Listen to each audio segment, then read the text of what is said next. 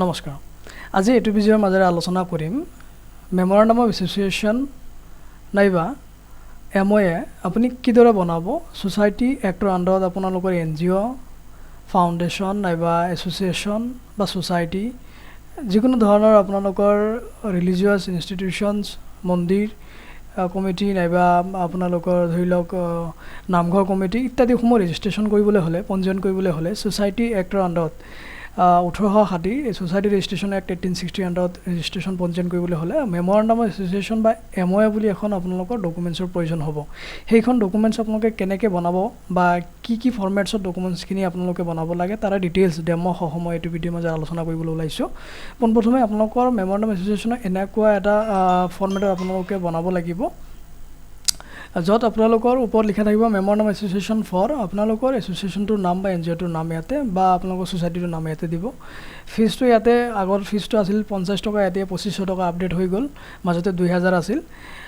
ইয়াতে এই এক্টটো লিখা থাকিব, তাৰপিছত নেম অফ দ্য সোসাইটিৰ নামটো লিখি দিব, ফুল এড্ৰেছটো লিখিব এনেকুৱাকৈ। অবজেক্টিভছসমূহ এইখিনি আমি ৰাখিছোঁ, বাকী অবজেক্টিভছসমূহ আপোনালোকে কি অবজেক্টিভছত কাম কৰিব সেইখিনি আপোনালোকে লিখি দিলে হ'ল।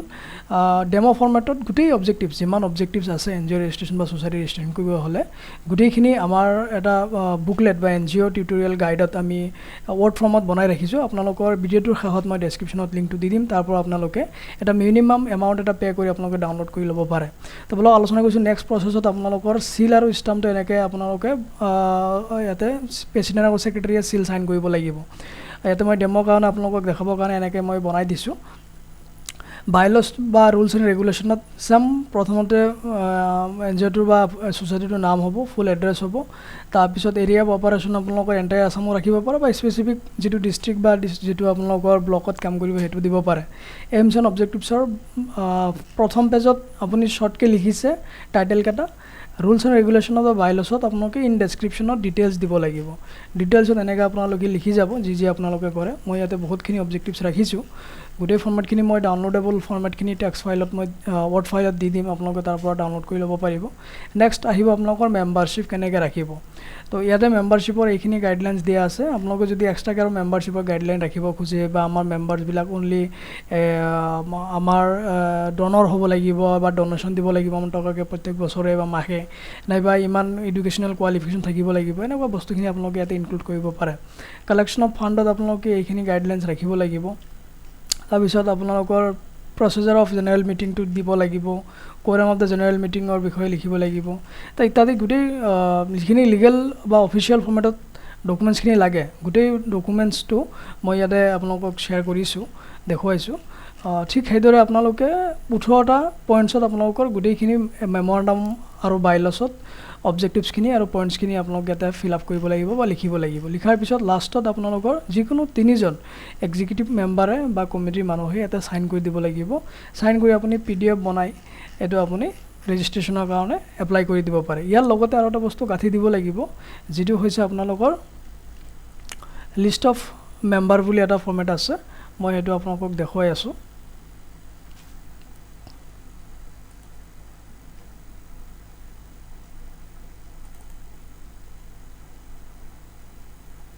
লিষ্ট অফ ডকুমেণ্টছৰ ফৰ্মেটছটো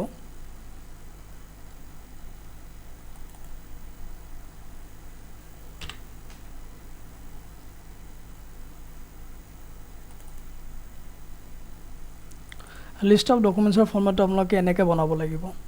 তো য'ত আপোনাৰ এই নাম আছে, নামৰ তলত চবৰে ছিগনেচাৰখিনিও দিব লাগিব, ঠিক আছে। ইয়াতে ছিগনেচাৰখিনি দিব, ইয়াতে ফটোখিনি দিব।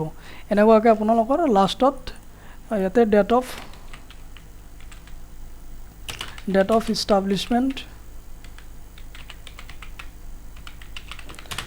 ইষ্টাব্লিছমেণ্টটো দি দিব আপোনালোকে, কোনটো ডেটৰ পৰা আপোনালোকৰ ষ্টাৰ্ট হৈছে। তো এইটো ডেটটো আপোনালোকে এনেকৈ লিখি দুটা মেমৰেণ্ডামৰ যিটো মই দেখুৱালোঁ সেইটো পেজ আৰু এইটো পেজ আৰু এই লিষ্ট অফ মেম্বাৰৰ এক্সিকিউটিভ বডি এইটো পেজ একেলগে মাৰ্চ কৰি দিব লাগিব। মাৰ্চ কৰি আপোনালোকৰ প্লেচমেণ্টটো ৰাখিব। এইটো ফাৰ্ষ্ট পেজ। ছেকেণ্ড পেজত আপোনাৰ বাইলছৰ আছে, ইয়াৰ মানে আগত ছেকেণ্ড পেজত আপুনি এইটো লিষ্ট অফ এক্সিকিউটিভ বডিৰ মেম্বাৰটো ৰাখি দিব।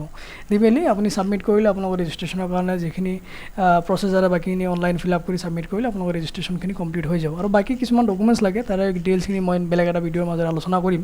আৰু এই মেমৰেণ্ডামৰ আৰু এই এক্সিকিউটিভ লিষ্টৰ ফৰ্মেটৰ গোটেইখিনি এডিটেবল ফৰ্মেট আপোনালোকে ডাউনলোড কৰিবলৈ হ'লে মই ডিছক্ৰিপশ্যনৰ তলত লিংক এটা দি দিম, বা ইয়াতে মই দেখুৱাই দিছোঁ। আমাৰ এইটো পৰ্টেল বা ৱেবছাইটত আপোনালোকে গ'লে